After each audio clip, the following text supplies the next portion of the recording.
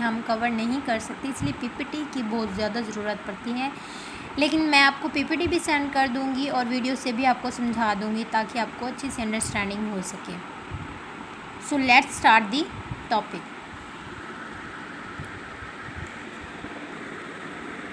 Diagnosis is the second phase of nursing process, और ये एक क्रिटिकल थिंकिंग प्रोसेस है जिसमें हम क्या करते हैं, जो डाटा हमने असेसमेंट के ज़रिए इकट्ठा किया है उससे हम उसकी डायग्नोसिस और प्रॉब्लम्स को आइडेंटिफाई करते हैं। ये एक बेसिक स्टेप है हमारे नर्सिंग प्रोसेस का, जिसमें हमने सारे फेजेस जो हैं इसी से ही डायरेक्टेड होते हैं। नेक्स्ट ये कि सबसे पहले जो नर्सिंग डायग्नोज है वो लीगली जो है वो स्टार्ट हुआ था 1973 में, जिसमें 2 फैकल्टी मेंबर ने इसे इंट्रोड्यूस किया था। और किस कॉन्फ्रेंस में हुआ था? फर्स्ट नेशनल कॉन्फ्रेंस में। नेक्स्ट ये कि आपने ये सारा थॉरली एक बार पढ़ना है, लेकिन मैं आपको मेन स्टेप्स इसमें बताते जाऊंगी क्योंकि ये काफ़ी लेंथी है। इसमें अगर हम कवर करने बैठे तो हमें 2 दिन हो जाएं। और ये मेरी बुक है, इससे नज़र आ रहा होगा कि स्टूडेंट से ज़्यादा टीचर्स कितना पढ़ते हैं। अब इसमें जो इम्पॉर्टेंट है वो ये कि जो 1982 में कॉन्फ्रेंस ने एक एक्सेप्ट किया था north American nursing diagnosis association. जो बेसिक है वो नैंडा ही एक ऐसा एसोसिएशन है जो क्या करता है, हमारे नर्सिंग डायग्नोसिस की क्लासिफिकेशन करता है, उसे डिफ़ाइन करता है, रिफ़ाइन करता है और प्रमोट करता है। ये सारे जितनी भी नर्सिंग डायग्नोसिस हैं ये सारी नैंडा से ही डेवलप होती हैं। डायग्नोसिस में जो बेसिक स्टेप्स हैं वो ये कि फ़र्स्ट ऑफ ऑल हमने एनालाइज़ करना होता है डाटा, वो डाटा जो हमने असेसमेंट के ज़रिए कलेक्ट किया है। एनालाइज के बाद हमने हेल्थ प्रॉब्लम्स आइडेंटिफाई करना है, उसकी रिस्क और strength, and then diagnostic statement formulate करना है। नर्सिस डायग्नोसिस की according to NANDA definition is that nursing diagnosis एक क्लिनिकल जजमेंट है एक इंडिविजुअल, फैमिली या कम्युनिटी के रिस्पॉन्स की। बेसिक जो नर्सिंग डायग्नोज मेडिकल डायग्नोज से अलग होती है वो इसी वजह से इसमें इनके रिस्पॉन्स को जज करना to actual and potential health problems life process.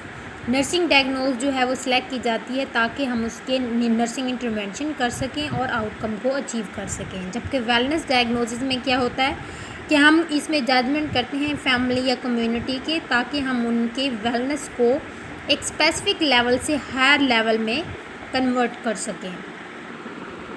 Types of nursing diagnosis में हम इस पढ़ेंगे 5 टाइप्स होती हैं नर्सिंग डायग्नोसिस की, जिसमें actual, risk, possible, syndrome and then wellness.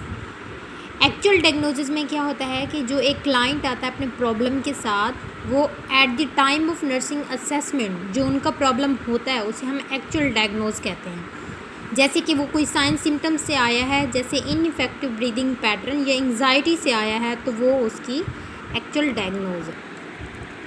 Risk nursing diagnosis में है कि ये एक क्लिनिकल जजमेंट जिसमें प्रॉब्लम जो है वो एग्जिस्ट नहीं है लेकिन उसके रिस्क फैक्टर्स जो हैं वो मौजूद हैं, तो ये क्या करते हैं, एक रिस्क नर्सिंग डायग्नोज बनती है।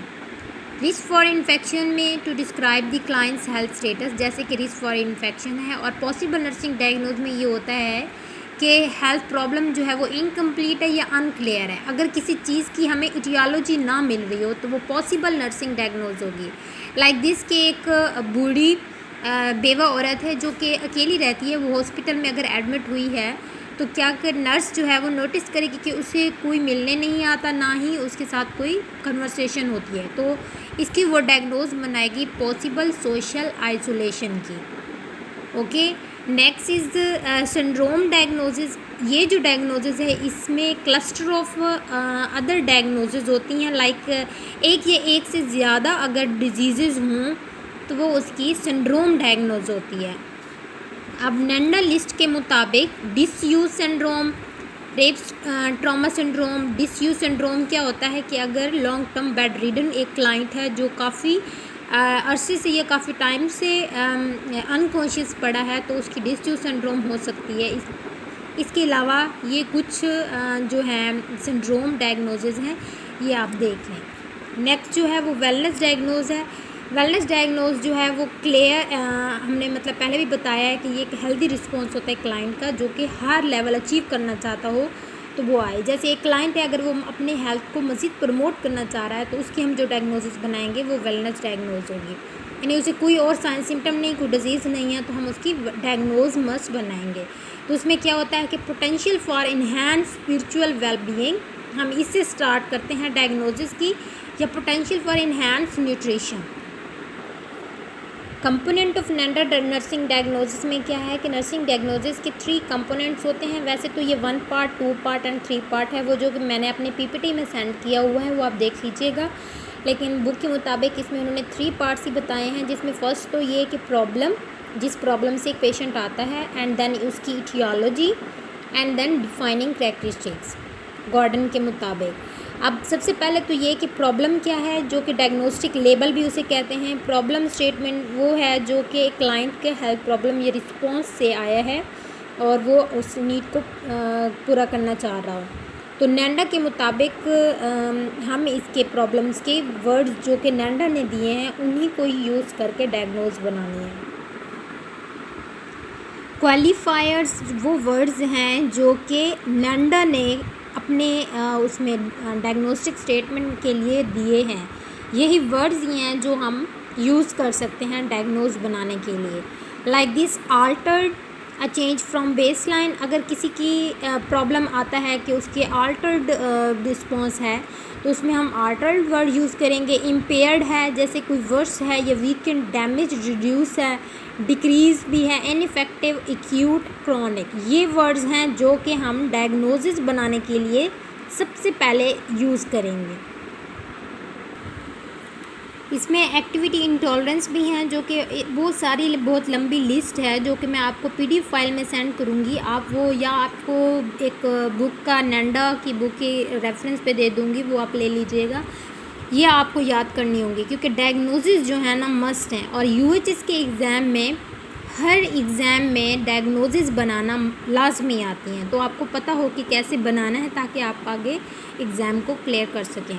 अब नेक्स्ट जो है वो इटियोलॉजी है। इटियोलॉजी में क्या होता है कि ये नर्सिंग डायग्नोसिस में 1 और मोर जो पॉसिबल काजेज़ होती हैं हेल्थ प्रॉब्लम्स की, कि अगर एक पेशेंट जो आया पेन से आया है तो उसकी रीज़न क्या है या उसकी काज क्या है, तो वो जो काज होगी हम इटियोलॉजी के बाद में हम लिखेंगे।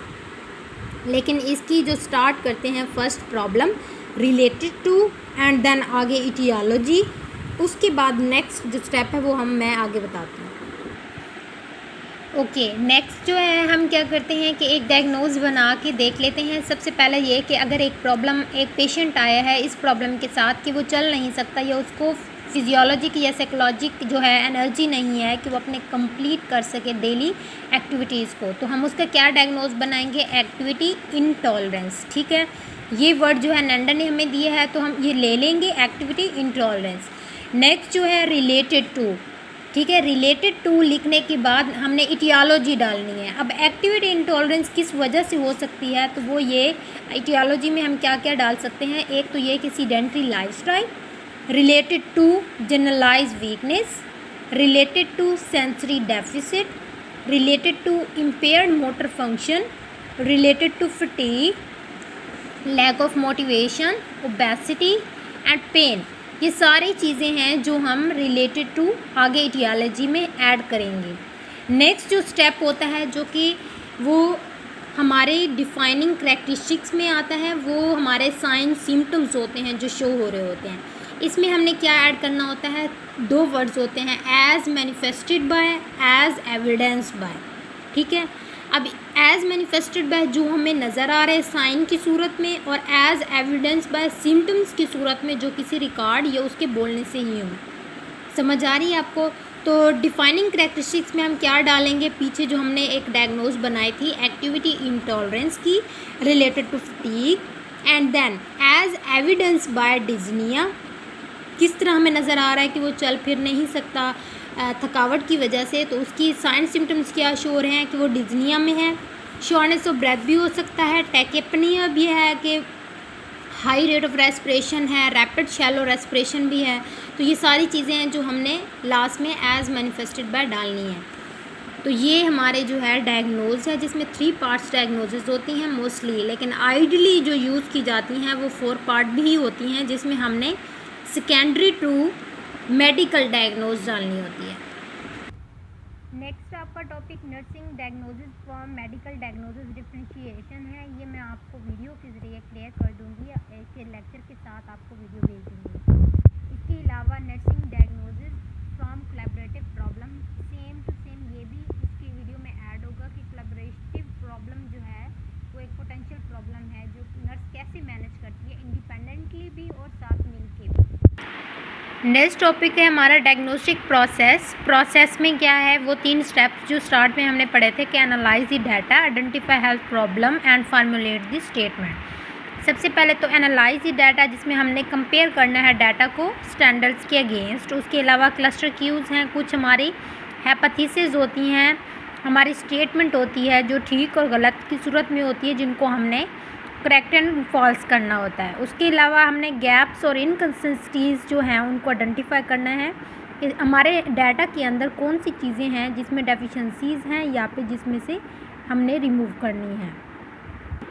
अब डायग्नोसिस जो हैं उनमें 1 पार्ट, 2 पार्ट एंड 3 पार्ट मैंने आपको बताया था। 1 part statement mostly wellness diagnosis होती हैं या सिंड्रोम नर्सिंग डायग्नोसिस होती हैं, जिसमें नंडा के वर्ड्स ऐड करके एक को बनाई जाती हैं। वेलनेस डायग्नोज मैंने पहले आपको बताया है, और सिंड्रोम नर्सिंग डायग्नोसिस भी। 2 पार्ट नर्सिंग डायग्नोसिस में आता है प्रॉब्लम और सिर्फ इटियोलॉजी के साथ, कि अगर हम किसी पेशेंट की डायग्नोज बनाने लगे हैं 2 पार्ट्स की, तो उसमें हमने सबसे पहले तो प्रॉब्लम डालना, उसके बाद दैन इटियोलॉजी, और ये हमारा प्रॉब्लम डायग्नोज हो गई। 3 पार्ट्स नर्सिंग डायग्नोज में हमने सबसे पहले problem and then aetiology and then sign symptoms. Book में काफ़ी डिटेल में लिखा हुआ है, जिसको हमने थारोली तो हम लेक्चर के ज़रिए नहीं पढ़ सकते। आप एक बार सारा आप पढ़ लीजिएगा सिलेबस के मुताबिक, लेकिन ये बहुत ही इम्पॉर्टेंट और बहुत ही अहम चैप्टर है। इसमें डायग्नोसिस बनाना आपको मस्ट आना चाहिए। लेक्चर पढ़ने के बाद आपने 5 डायग्नोसिस बनानी है 5 सिस्टम्स के ऊपर, और इसको ये जो टॉपिक है ये लास्ट में है कि evaluating the quality of a diagnostic statement. इसमें हमने स्टेटमेंट की क्वालिटी इवैल्यूएट करने के लिए हमने कौन सा ऐसा क्राइटेरिया रखा हुआ है जिसके बेस पे हमने उसे इवैल्यूएट करना है। तो सबसे पहले तो ये कि वो जो डायग्नोज होनी चाहिए वो एक्यूरेट होनी चाहिए, कंसाइज होनी चाहिए, इसके अलावा डिस्क्रिप्टिव हो, स्पेसिफिक हो। नर्स को always validate the diagnostic statement with the client and compare the sign symptoms to the NANDA defining characteristics। हमें हर चीज़ जो है वो क्लाइंट या पेशेंट से वेरीफाई कर लेनी चाहिए। उसके बाद हमने नैंडा के वर्ड्स के मुताबिक ही वो डायग्नोज बनानी चाहिए। जैसे कि नैंडा ने कुछ वर्ड्स दिए हैं like this: anxiety, fear, grieving, pain, chronic pain, risk for violence. ये सारी डायग्नोसिस हैं जो कि नैंडा ने दी हैं। इसके अलावा ये छोटे से बॉक्स में कुछ दी हुई हैं टर्म्स, इनका आपको आइडिया हो, डिफरेंशिएशन आता हो। मोस्टली जो यूएचएस है वो क्वेश्चंस देते हैं वो इसी तरह छोटे टेबल्स में कुछ जो टर्म्स दी हुई होती हैं, या फिर डेफिनेशन या रिस्क फैक्टर, यूटियोलॉजी और इस तरह के डायग्नोसिस। तो ये आप अच्छे से पढ़ लीजिएगा। आपकी जो बुक है वो यहीं पे एंड होती है। इसके अलावा ये काफ़ी डिटेल में है, आपने इसे अच्छे से समझना है और पढ़ना है, और बाद में आपने डायग्नोसिस बनानी सीखनी है। और अगर आपको डायग्नोसिस बनाने में मुश्किल हो रही है तो आप मुझसे पूछ सकते हैं। Thank you so much.